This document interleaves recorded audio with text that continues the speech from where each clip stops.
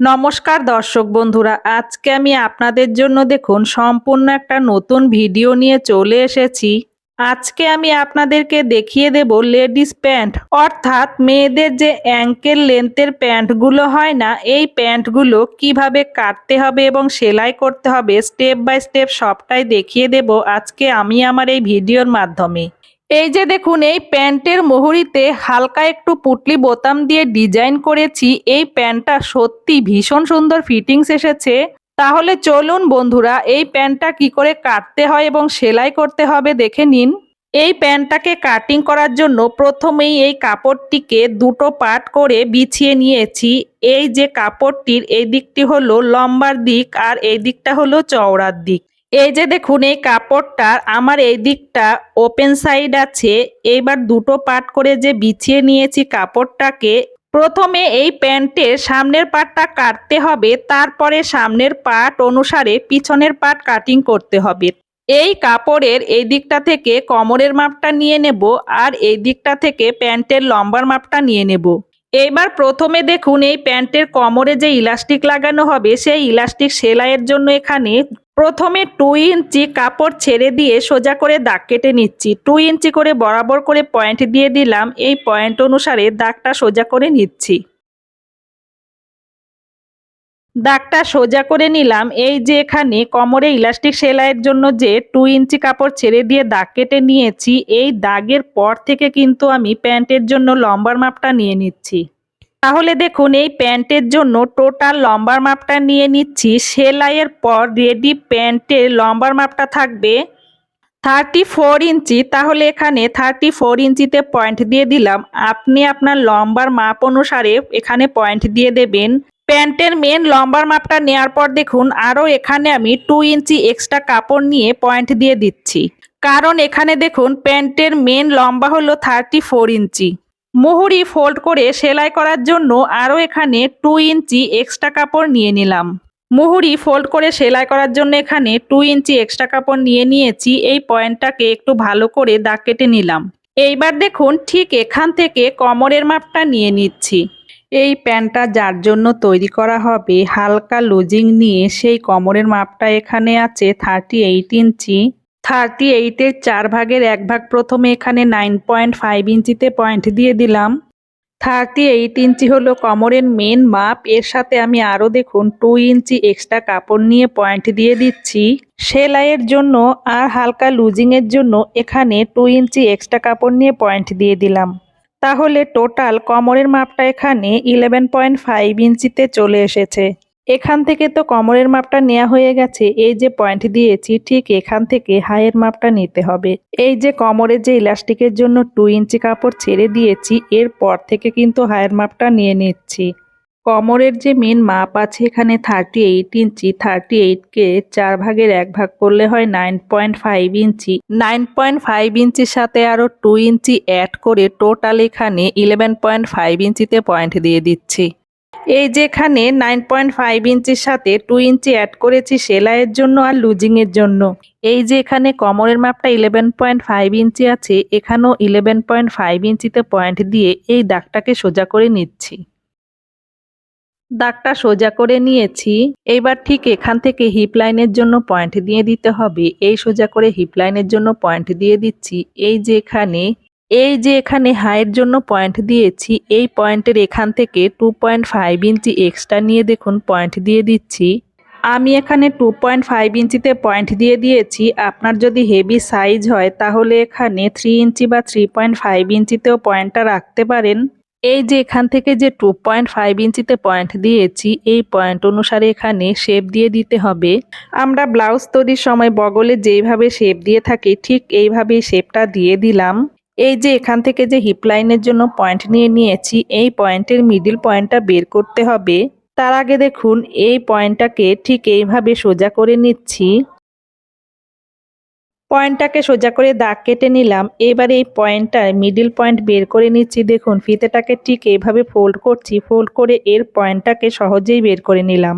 এই যে হিপ লাইনের যে মিডিল পয়েন্টটা বের করেছি, এখান থেকে এই পয়েন্টটা যতটুকু বেরিয়েছে এখানকার এই মাপটা 7.5 ইঞ্চিতে চলে এসেছে। এই সেম মাপটা মুহুরিতেও রেখে দিচ্ছি 7.5 ইঞ্চিতে। এই যে এখান থেকে যে মাপটা পেয়েছি সেম ভাবে মুহুরিতেও এই মাপটা রেখে দিলাম। এবার দেখুন এখানে যে পয়েন্ট দিয়েছি এই পয়েন্টের এখান থেকে প্যান্টের যে মেন মুহুরির মাপটা আছে সেই মুহুরির মাপটা নিয়ে নেব। তাহলে এই প্যান্টের মেন মুহুরির মাপ আছে 6 ইঞ্চি।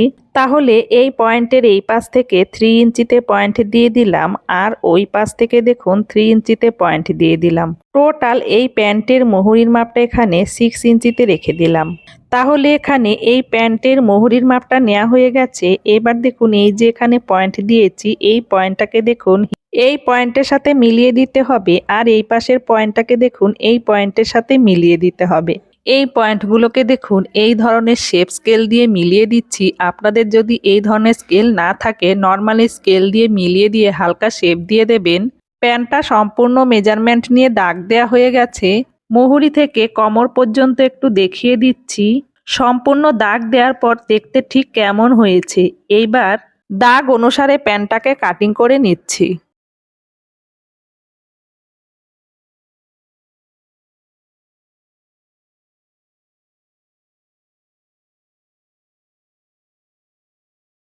এই যে পার্টটা কাটিং করেছি এই পার্টটা হলো সামনের পার্ট। এই সামনের পার্ট অনুসারে এবার পিছন পার্টটা কাটিং করতে হবে। তার জন্য দেখুন প্যান্টের পিছন পার্ট কাটার জন্য কাপড়টিকে আবারও দুটো পার্ট করে বিছিয়ে নিয়েছি। এইবার এই কাপড়টার উপরে সামনের পার্টটা ভালো করে সেট করে বসিয়ে নিচ্ছি। প্যান্টের সামনের পার্টটা যেমন আছে তার চাইতে পিছনের পার্টটা একটু হালকা বড় কাটতে হবে। সেই জন্য দেখুন এই যে কোমরের এখান থেকে সামনের পার্ট থেকে পিছনের পার্টের জন্য 2 ইঞ্চি এক্সট্রা কাপড় নিয়ে নিলাম। সম্পূর্ণ কোমরেই দেখুন সামনের পার্ট থেকে পিছন পার্টের জন্য 2 ইঞ্চি এক্সট্রা কাপড় নিয়ে বরাবর করে দাগ কেটে নিলাম। এই ধরনের প্যান্টে সামনের পার্ট থেকে পিছন পার্টের এই কোমরের এখানে 2 ইঞ্চি এক্সট্রা নিয়ে নিলে প্যান্টটা পরার পর উঠতে বসতে সুবিধা হবে, পিছন থেকে কোনো টান আসবে না। সেই জন্য পিছন পার্টের কোমরে এইভাবে 2 ইঞ্চি এক্সট্রা কাপড় নিয়ে নিয়েছি।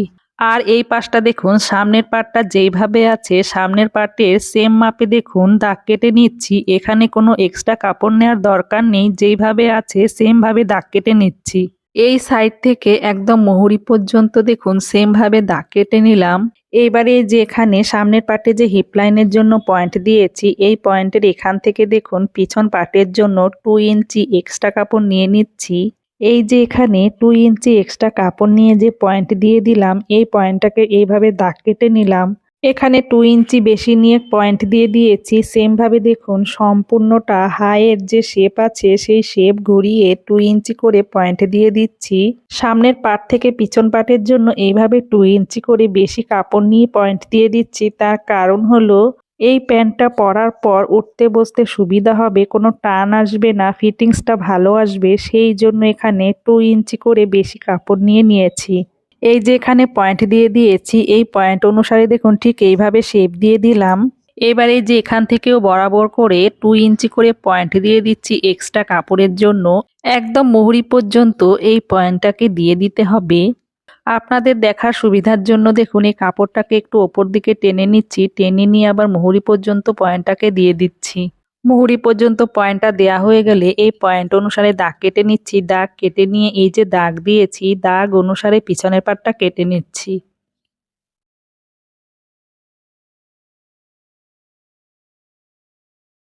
দাগ অনুসারে কেটে নিলাম। এইবার দেখুন এই যে কোমরের এদিক থেকে যে 2 ইঞ্চি এক্সট্রা কাপড় নিয়ে নিয়েছি পিছন পাটের জন্য, এখান থেকে কি করতে হবে দেখুন এই যে এই দিকের এই পয়েন্টটাকে ওই পয়েন্টের সাথে ঠিক এইভাবে কোনা করে মিলিয়ে দেব। এই যে এখানে যে কোনা করে দাগ কেটে নিয়েছি এই দাগ অনুসারে কাপড়টিকে কেটে নিচ্ছি। এই প্যান্টটা সম্পূর্ণ মেজারমেন্ট অনুসারে দাগ কাটা হয়ে গেছে। এইবার আমি এই প্যান্টটাকে কিভাবে সেলাই করতে হবে দেখিয়ে দিচ্ছি। এই যে প্যান্টের সামনের পার্টটাও দেখুন দুটো পার্টে আছে। এই নিচের যে পার্টটা এটা পিছনের পার্ট, এই পিছনের পার্টেও দেখুন দুটো পার্টে আছে। এই পার্টগুলো আলাদা আলাদা আছে। দেখুন হাইয়ের এখান থেকে আমি পিছনের পার্টটা সেলাই করে নেব, সেম ভাবে সামনের পার্টটাও হাইয়ের এখান থেকে এইভাবে সেলাই করে নেব। এই যে দেখুন আমি আপনাদের যেভাবে বলেছি সেম ভাবে সামনের পার্টের হায়ের অংশটা আর পিছনের পার্টের হায়ের অংশটা সেলাই করে নিয়ে এসেছি। দেখুন দুটো পার্ট একদম জয়েন্ট হয়ে গেছে। হায়ের অংশটা সেলাই করে সামনের দুটো পার্ট জয়েন্ট হয়ে গেছে। সেম ভাবে দেখুন পিছনের পার্টটাও হায়ের অংশটা সেলাই করে নিয়েছি। আর এই যে সেলাই দিয়েছি এর ওপর থেকে কিন্তু আমি একটা করে চাপ সেলাই দিয়ে দিয়েছি ঠিক এইভাবে। এবার দেখুন প্যান্টের পিছন পার্টের সাথে সামনের পার্টটা মিলিয়ে রাখতে হবে। এই যে এটা হলো পিছন পার্টের সোজা দিক, পিছন পার্টের সোজা দিকের সাথে সামনের পার্টের সোজা দিকটা মিলিয়ে রাখতে হবে। এটা হলো সামনের পার্টের সোজা দিক। দেখুন সোজা দিকের সাথে সোজা দিকটা মিলিয়ে ঠিক এইভাবে রাখলাম। এই যে আমি এখানে আবারও দেখিয়ে দিচ্ছি সামনের পার্টের সোজা দিকের সাথে পিছন পার্টের সোজা দিকটা মিলিয়ে রাখলাম। রাখার পর দেখুন এই যে এখানে যে দুটো পার্টের হায়ের অংশটা আছে, এই যে এখানে যে ক্রস এরিয়াটা, এই দুটো পয়েন্টকে ঠিক এভাবে মিলিয়ে ধরতে হবে। ধরে এই দুটো পার্টকে বরাবর করে দেখুন একদম মুহুরি পর্যন্ত সেলাই করে নিতে হবে। একদিকটা সেলাই হয়ে গেলে আবার সেম ভাবে হায়ের পয়েন্ট থেকে দেখুন দ্বিতীয় দিকটাও সেলাই করে নিতে হবে। আপনি যদি এইভাবে সেলাই করতে না চান তাহলে একটা মুহুরি থেকে সেলাইটা শুরু করে এইভাবে ঘুরিয়ে দ্বিতীয় মুহুরিতে চলে যাবেন, কিন্তু খেয়াল রাখবেন এই হায়ের পয়েন্ট দুটো যেন একদম বরাবর মিলে যায়। আমি যেইভাবে বলে দিয়েছি সেম ভাবে দেখুন সেলাইটা করে নিয়েছি। এইবার এই যে দেখুন এখানে মুহুরিতে যে সেলাইয়ের জন্য এক্সট্রা কাপড়টা রেখেছিলাম, এই কাপড়টাকে ঠিক এইভাবে ফোল্ড করে সম্পূর্ণ মুহুরিটা ঘুরিয়ে সেলাইটা করে নিতে হবে। একটা মুহুরি যেভাবে সেলাই করে নিতে হবে সেম ভাবে দ্বিতীয় মুহুরিটাও সেলাই করে নিতে হবে। দেখুন আমি আপনাদেরকে যেভাবে মুহুরি সেলাই করতে বলেছি সেম ভাবে দেখুন সেলাইটা করে নিয়েছি। দুটো মুহুরি আমি সেম ভাবে সেলাই করে নিয়েছি। হাইয়ের পার্ট মুহুরির পার্ট তো সেলাই করা হয়ে গেছে। এবার দেখুন প্যান্টটা দেখতে ঠিক কিরকম হয়েছে। এই যে দেখতেই পাচ্ছেন সামনের পার্ট থেকে পিছন পার্টটা কতটা বড় হয়েছে। এতে কোনো অসুবিধে নেই। এইবার দেখুন এই দুটো পার্টকে এইভাবে বরাবর করে মিলিয়ে ধরতে হবে। ধরে এইদিকে সেলাইটা করে নিতে হবে। এই কোমর থেকে প্যান্টের মুহুরি পর্যন্ত এই সেলাইটা করে নিতে হবে। দুই দিকেই দেখুন সেম ভাবে এই সেলাইটা করে নিতে হবে। এই পাশের সেলাইটাও দেখুন এই দুটো পার্টকে বরাবর করে মিলিয়ে ধরতে হবে। ধরে কোমর থেকে একদম মুহুরি পর্যন্ত এই সেলাইটা করে নিতে হবে। তাহলে চলুন এই সেলাইটা কিভাবে করতে হবে একটু দেখিয়ে দিই। এই প্যান্টের মুহুরিতে আমি পুটলি বোতাম দিয়ে একটু ডিজাইন করব, সেই জন্য আমি এই সেলাইটা কিভাবে করতে হবে দেখিয়ে দিচ্ছি। এই যে দেখুন এই দুটো পার্টকে এইভাবে বরাবর করে মিলিয়ে ধরে একদম কোমর থেকে মুহুরি পর্যন্ত সেলাইটা করে নিতে হবে। তার আগে এই যে মুহুরিতে যে পুটলি বোতাম দিয়ে ডিজাইন করব, সেই জন্য এখানে আমি একটু এই পয়েন্টগুলো দিয়ে দিচ্ছি। তার আগে দেখুন এই যে মুহুরির যে পয়েন্ট আছে পয়েন্টটাকে বরাবর করে দিয়ে দিচ্ছি। এই প্যান্টের মুহুরি ছিল 12 ইঞ্চি, 12-এর হাফ এখানে 6 ইঞ্চিতে পয়েন্ট দিয়ে দিলাম। এই যে পয়েন্ট দিয়েছি এই পয়েন্টটাকে ঠিক এইভাবে বরাবর করে ওপর দিকে উঠিয়ে নিচ্ছি। এই অনুসারে এই সেলাইটা করতে হবে। আর এই মুহুরির এখান থেকে হালকা একটু ওপেন রাখবো, সেই জন্য দেখুন এই মুহুরির এখান থেকে আমি 1.5 ইঞ্চি ওপরে উঠিয়ে একটা পয়েন্ট দিয়ে দিলাম। এই মুহুরিতে যে পুটলি বোতাম দিয়ে ডিজাইন করব, সেই জন্য আমি পুটলি বোতাম তৈরি করে নিয়েছি আগে থেকে। এই পুটলি বোতামগুলো দেখুন প্রায় হাফ ইঞ্চি গ্যাপিং দিয়ে বসাতে হবে, সেই জন্য এখানে হাফ ইঞ্চি করে পয়েন্ট দিয়ে দিচ্ছি। এখানে যতগুলো পুটলি বোতাম বসবে সেই অনুসারে এখানে পয়েন্ট দিয়ে দিলাম। এই যে এখানে পয়েন্টগুলো দিয়েছি সেম ভাবে দেখুন নিচের পাটে এই পয়েন্টগুলো দিয়ে দিয়েছি। তাহলে পুটলি বোতামগুলো সেলাই করতে গেলে সুবিধা হবে এবং ফিনিশিংও ভালো আসবে, সেই জন্য এখানে আমি এইভাবে পয়েন্ট দিয়ে দিয়েছি। এইবার দুটো পাটকে মিলিয়ে ধরে দেখুন সোজা করে কোমর থেকে সেলাইটা করে নিচ্ছি।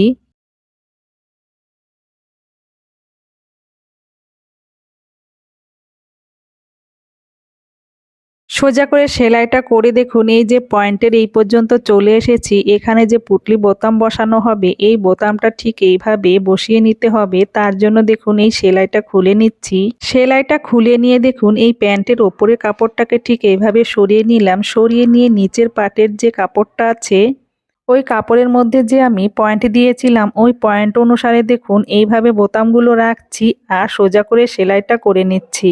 পুটলি বোতামগুলো দেখুন আমি ভালো করে সেট করে বসিয়ে নিচ্ছি। বসিয়ে নিয়ে ধীরে ধীরে সেলাইটা করে নিচ্ছি।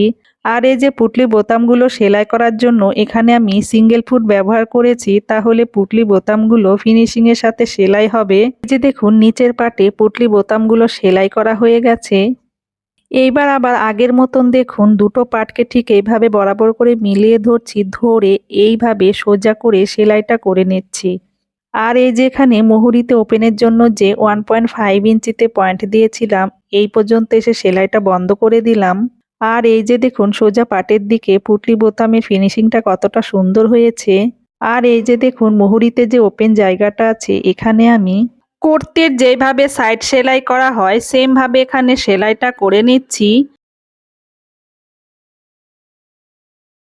এই যে ঠিক এইভাবে এখানে সেলাইটা করে নিলাম। দেখুন পুটলি বোতাম দিয়ে এখানে একটা মুহুরি যেইভাবে সেলাই করেছি সেম ভাবে দ্বিতীয় মুহুরিটাও সেলাই করে নিয়েছি। এইবার বাকি আছে কোমরে ইলাস্টিকটা সেলাই করা। এখানে ইলাস্টিকটা সেলাই করে নেব। এই যে এখানে ইলাস্টিক সেলাই করার জন্য যে বাড়তি কাপড়টা রেখেছি, ইলাস্টিকের মাপে দেখুন ঠিক এইভাবে ফোল্ড করে সেলাইটা করতে হবে।